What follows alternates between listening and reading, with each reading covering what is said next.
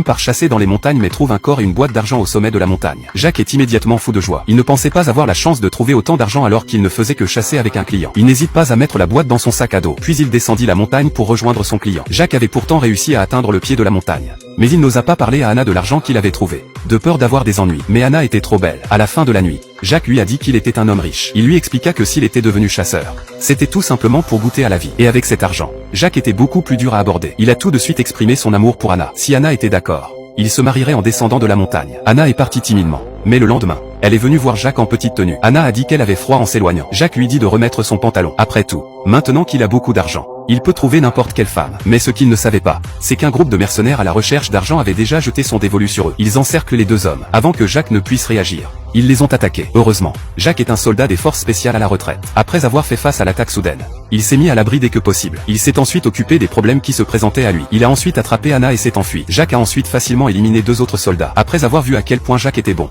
Anna a ressenti de l'admiration pour lui. Ce n'est qu'à ce moment-là que Jacques lui a parlé de l'argent qu'il avait trouvé. Il espérait qu'Anna coopérerait avec lui. Tant qu'il échapperait à la poursuite, il donnerait la moitié de l'argent à Anna. Mais Anna a dit qu'elle ne voulait pas de l'argent, qu'elle voulait juste ressentir la sensation de tuer. Lorsqu'ils ont entendu deux motos approcher, ils sont passés à l'action. Anna était dans l'ombre avec un pistolet et Jacques avec un sac à dos pour attirer les soldats. Lorsque les soldats sont arrivés devant eux, ils les ont tués d'un seul coup de feu. Rapidement, les deux soldats se sont mis en route.